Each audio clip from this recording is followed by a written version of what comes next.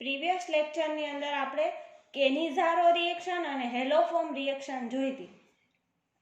હવે આ લેક્ચરની અંદર આપણે વિટિંગ રિએક્શન જોઈશું. વિટિંગ રિએક્શન આ ચેપ્ટરની સૌથી મોસ્ટ આઈએમપી રિએક્શન છે કે આ રિએક્શન દર વર્ષે 100% પૂછાય જ છે.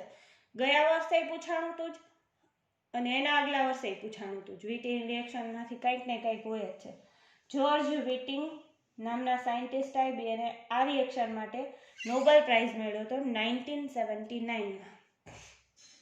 શું કહે છે આ રિએક્શન જોઈએ આપણે. જો બધામાં કોમન શું છે, આલ્ડીહાઇડ ને કીટોન ક્યારેક જ અમુક ચેન્જ થશે લેવાના છે. એ કોની સાથે પ્રક્રિયા કરશે? ટ્રાયફિનાઇલ ફોસ્ફીન.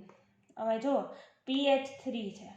PH3 એટલે PH એટલે ફિનાઇલની રિંગ, એવી 3 એટલે ટ્રાયફિનાઇલ, અને P double bond CH2 phosphine. Triphenyl phosphine સાથે પ્રક્રિયા કરવાની in the presence of sodium hydride NaH. It give the alkene. Alkene એટલે કાર્બન કાર્બન ડબલ બોન્ડ છે, alkene. This reaction is known as Witting reaction and in the presence of sodium hydride અથવા ફિનાઇલ lithium. અહીંયા NaH છે ને એની બદલે PHLi એટલે કે ફિનાઇલ lithium પણ લઈ શકો. અને જે આ CH2 ગ્રુપ છે ને એની બદલે શું આવી જશે અહીંયા? ઓક્સિજન. એટલે સાવ ઇઝી મેથડથી હું તમને કહું તો આ રિએક્શનની અંદર કાંઈ જ નથી. જો પહેલાં લેવાનું છે શું આપણે? આલ્ડીહાઇડ લીધો. આલ્ડીહાઇડમાં શું હોય? CO બોન્ડ પ્રેઝન્ટ હોય. એની પ્રક્રિયા કોની સાથે કરવાની છે? તો કે ટ્રાયફિનાઇલ ફોસ્ફીન. એનો આ CH2 છે તો ખાલી ને ખાલી આ C ડબલ બોન્ડ O માના ઓક્સિજનની જગ્યા કોણ લઈ લેશે? આ CH2. તો આ રહ્યા R અહીંયા છે, એ તો કીટોન છે એટલે છે જ, એ બધું કોમન જ છે. એટલું ઓક્સિજનની બદલે ખાલી અહીંયા શું જોડાઈ ગયું?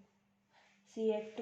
અને C ડબલ બોન્ડ C બને ને ત્યારે એને આપણે શું કહીએ? આલ્કીન કહીએ, કાર્બન કાર્બન ડબલ બોન્ડ. તો પછી જે અહીંયા PH3P હતા એની સાથે આ CH2 હતો એ વયો ગયો, તો એની જગ્યાએ કોણ જોડાઈ જશે? આ ઓક્સિજન. Simplest reaction. મિકેનિઝમમાં પણ કાંઈ નથી. પહેલાં લેવાનું ટ્રાયફિનાઇલ ફોસ્ફરસ. કોની સાથે પ્રક્રિયા કરશે? તો કે આલ્કાઇલ હેલાઇડ. આલ્કાઇલ હેલાઇડની હાજરીમાં અહીંયા તમે લખી નાખજો, અહીંયા છે ને આલ્કાઇલ હેલાઇડ પણ સાથે હશે. તો એમાંનો આ જે Br- છે ને એ રિમૂવ થઈ જશે અને એની સાથે આ CH3 છે એ આની સાથે જોડાઈ જશે. તો શું બનશે? ફોસ્ફેનિયમ આયન PH3P+ અને CH3 ફોસ્ફેનિયમ આયન. પછી આ કોની સાથે? સોડિયમ હાઇડ્રાઇડ સાથે જોડાશે તો શું બનશે? PH3P+ અને CH2-.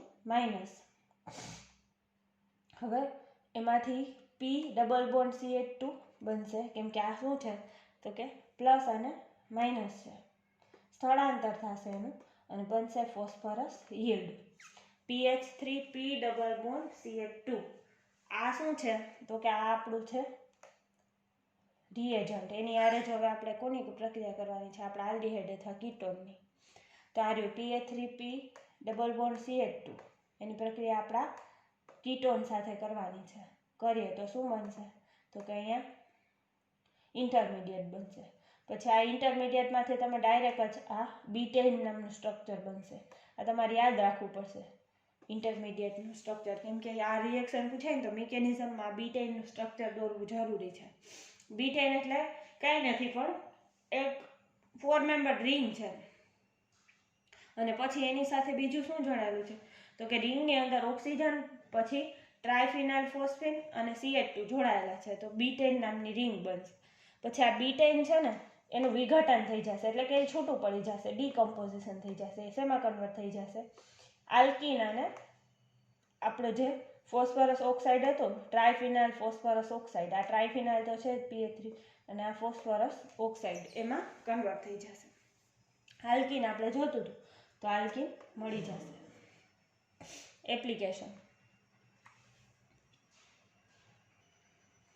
એપ્લિકેશનમાં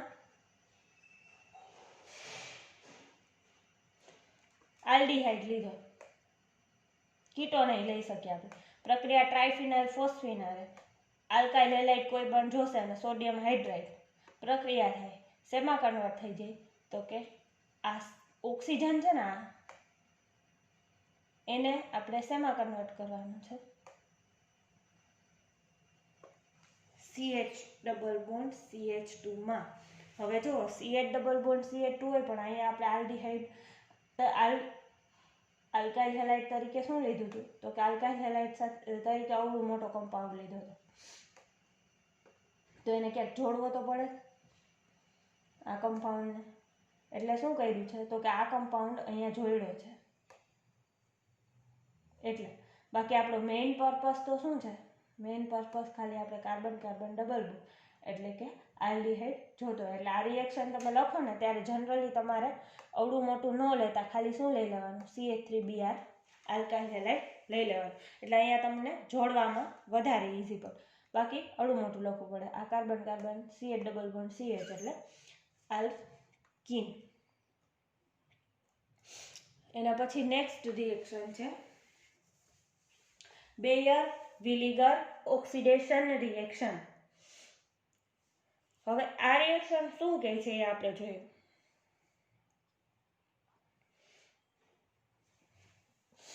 ઇન ધ પ્રેઝન્સ ઓફ પર એસિડ. પર એસિડ એટલે જો H2O હોય ને તો એને શું કહેવાય? વોટર કહેવાય. તો H2O2 એટલે શું થાય? હાઇડ્રોજન પર ઓક્સાઇડ. H2O2 એટલે કે વધારાનો એક ઓક્સિજન એટલે એને કહેવાય પર ઓક્સાઇડ. એવી રીતે આપણા એસિડની અંદર વધારાનો એસિડ હોય તો એને કહેવાય પર એસિડ. હાઇડ્રોજન પેરોક્સાઇડ એ પર ઓક્સાઇડ જ છે, વધારાનો ઓક્સાઇડ. તો હવે જો આપણા એસિડનું સામાન્ય સૂત્ર શું હોય? COOH હોય. પણ અહીંયા શું છે? COOH છે. તો એ ભૂલ નથી, પણ COOH હોવા જોઈએ. એની બદલે એક વધારાનો ઓક્સિજન પ્રેઝન્ટ છે અને એને જ શું કહેવાય? પર એસિડ. અને આપણે આ રિએક્શનની અંદર જરૂર શું શેની છે? તો કે પર એસિડની. પછી આ pH એટલે તો કોઈ પણ ફિનાઇલની રિંગ હોય. તો ભૂલ સમજી અને એક ઓક્સિજન કોઈ કાઢી ન નાખતા. પર એસિડ છે આ વધારાનો. મેં શું કીધું કે H2O હોય તો વોટર કહેવાય, પણ H2O2 એટલે શું કહેવાય? પર ઓક્સાઇડ. હાઇડ્રોજન પેરોક્સાઇડ કહીએ આપણે. વધારાનો એક ઓક્સિજન હોય એમાં અહીંયા પર એસિડ અથવા શું લેવાનું? Hydrogen peroxide ketone. ઓક્સિડાઇઝ. હવે જો હાઇડ્રોજન પેરોક્સાઇડ લેવાનું તો હવે કીટોન છે ને ઓક્સિડાઇઝ થશે into the ester and this reaction is known as Baeyer-Villiger oxidation reaction. જો એસિટોફિનોન એટલે આ કીટોન થયું, વચ્ચે શું છે?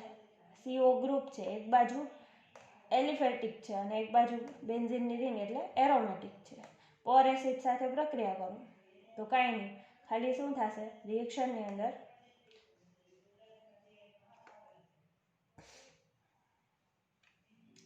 અહીંયા કાર્બન છે ને એની પહેલાં શું જોડાઈ જશે?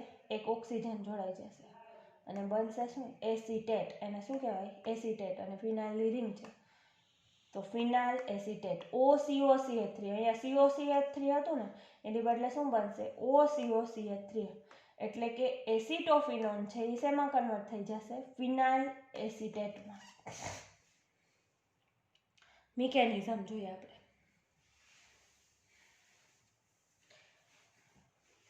સ્ટેપ 1 ની અંદર શું થશે? કીટોન. જો આ મિકેનિઝમ તો કરાવવાની ન હોય. SY લેવલે તમને પોઝિટિવ ને નેગેટિવ ને જોડીને ન્યુક્લિયોફાઇલનો અટેક કરતા આવડવું જ જોઈએ. ન આવડતું હોય તો સેમેસ્ટર 1 ની અમુક ચોપડી અને અમુક 12માની ખોલી અને જોજો. મેં તમને કીધું હતું કે જેને ખરેખર કેમેસ્ટ્રી રાખવાનું હોય એ લોકો તો બહુ વ્યવસ્થિત રીતે આ કરજો તો જ તમારું બેઝિક ક્લિયર થશે. કેમ કે આ હવે SY લેવલે આ મિકેનિઝમ તમને કહેવાની ન હોય. મિકેનિઝમ તમે હાથે કરી શકો. પોઝિટિવ ને નેગેટિવનો ખાલી અટેક કરવાનો હોય. કોની સાથે પ્રક્રિયા કરશે? એસિડ સાથે. H+ બનાવશે શું?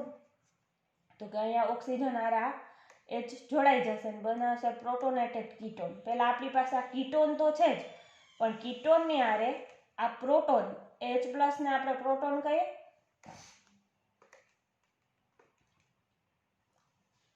તો આ પ્રોટોન જોડાશે ને એટલે બની જશે કીટોનમાંથી પ્રોટોનેટેડ કીટોન. પછી આ પ્રોટોનેટેડ કીટોન છે એ પર એસિડમાંના હજી RC�triple O બાકી છે. પહેલા સ્ટેપની અંદર આપણે હજી H લીધો, RC�triple OH છે, એમાંથી RC�triple O બાકી છે, એની સાથે જોડાય અને આ ઇન્ટરમીડિયેટ બનાવશે. પછી શું થશે તો કે આલ્કાઇલ શિફ્ટ થશે, એટલે કે આલ્કાઇલ છે એ ચેન્જ થશે અને આ જે RCOO- છે ને અહીંયાથી એ અહીંયા રિમૂવ થઈ જશે અને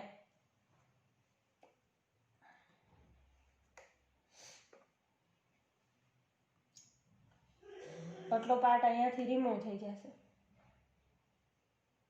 અને શું થઈ જશે, આલ્કાઇલ ગ્રુપ અહીંયા સ્થળાંતર કરી લેશે. એટલે આ આલ્કાઇલ ગ્રુપ હવે કોની સાથે જોડાયેલો છે, ઓક્સિજન સાથે. અહીંયા દેખાય છે. પહેલાં અહીંયા કોની હારે હતો તો કે R છે અહીંયા, તો એને જ શું કહેવાય 1 to આલ્કાઇલ શિફ્ટ, એટલે આલ્કાઇલ શિફ્ટ આલ્કાઇલ ગ્રુપ જોડાઈ જશે. પછી ઈ આલ્કાઇલ ગ્રુપમાંથી ખાલી શું થશે, રીઅરેન્જમેન્ટ થશે. તો R અને આ COOR જોડાઈ જાય તો શું બને, RCOOR એટલે એસ્ટર. બસ મિકેનિઝમ કમ્પ્લીટ. શેમાં કન્વર્ટ થઈ જાય, એસ્ટરમાં. કીટોન લેવાનો છે અહીંયા તમારે.